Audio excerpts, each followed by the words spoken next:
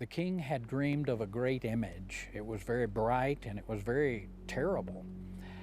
And the head of that great image was of gold. The shoulders and arms were of silver. The stomach and thighs were of brass. The legs were of iron, and the toes of the feet were both of iron and miry clay.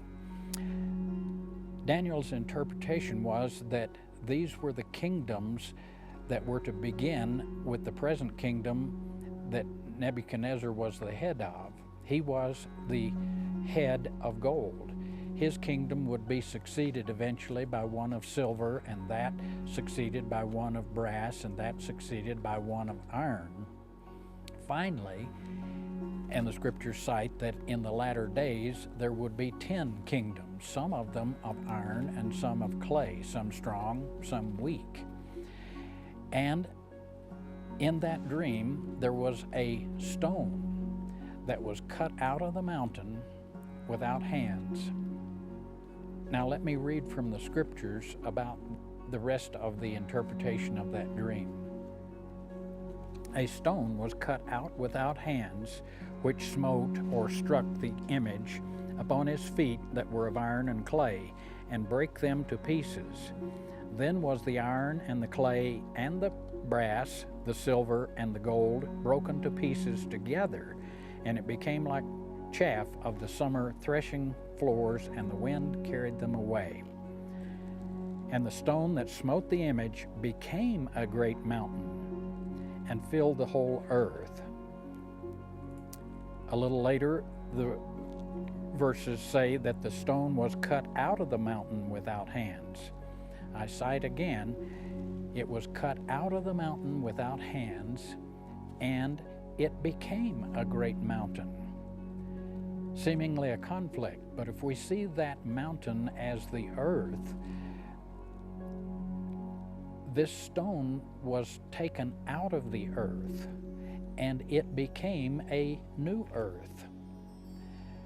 The scriptures that cite that there will be a new heaven and a new earth very definitely connect with this interpretation of Nebuchadnezzar's dream. And that stone was cut out of the mountain without hands. It was cut out and separated from the earth, the three-dimensional earth. In other words, the stone brought into existence the new earth out of the old earth. We're shifting here apparently from a three-dimensional earth to a fifth-dimensional earth as cited in other scriptures. Now, what was this stone? The stone is something quite substantial, and it struck the image on its feet and destroyed the 10 kingdoms that are in the earth today. It destroyed them and replaced them with this new mountain.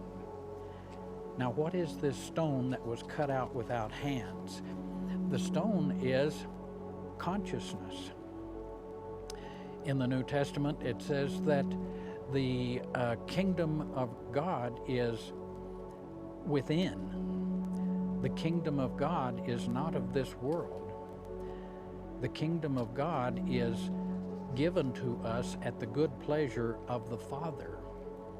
All of those references point to the idea that there is something that is going to emerge and it will be shared with all.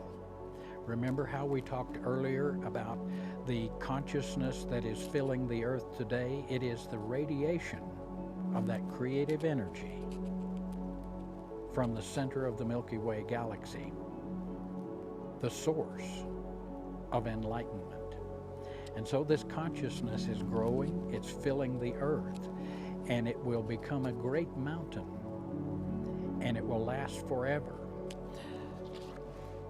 Let me read this other section. And in the days of these kings, namely today, those 10 kings and kingdoms, shall the God of heaven set up a kingdom which shall never be destroyed, But it shall break in pieces and consume all these kingdoms, and it shall stand forever. This is the experience that we are beginning to have even now. This is the experience of each of us feeling an awakening experience from within. We are understanding more about what is really happening. And notice, it is cut out without hands. Where before consciousness has been expanded by virtue of a leader showing up in the form of Jesus or Buddha or Muhammad or Abraham or Moses, and they each taught, they inspired, they led, and such is not the case now. We have no single leader. We have no single book. We have no single headquarters or organized group. There is no membership in any such group. There is no fees or dues to be a member of such group. There's no ordinance, ritual, or ceremony to bring one in and initiate one into the group.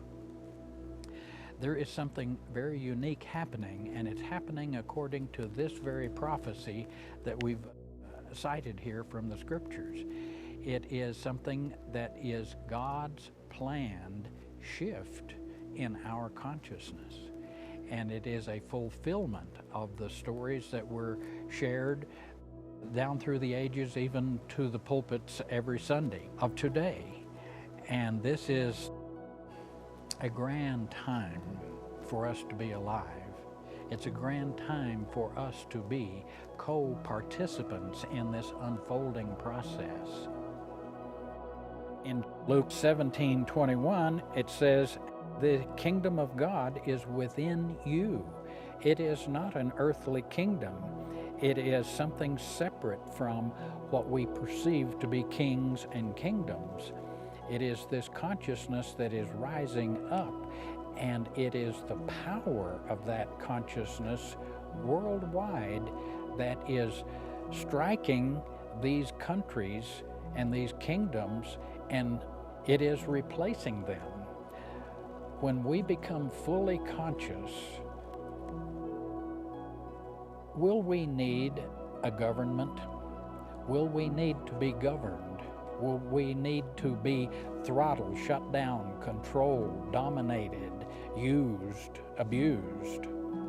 Such is the nature of many of the ways kingdoms are operated today, and have been for ages upon ages. This is the age when the new kingdom is to arise, when it is to come into its own. It is to replace the old kingdoms. It is the replacement of the old earth with a new earth, with a new consciousness, with a new power. And it is a power that is aligned in perfection with the mind of God. It is the universal consciousness. And in the famous, familiar Lord's Prayer, we are admonished to pray this way: "Thy kingdom come, thy will be done in earth as it is in heaven."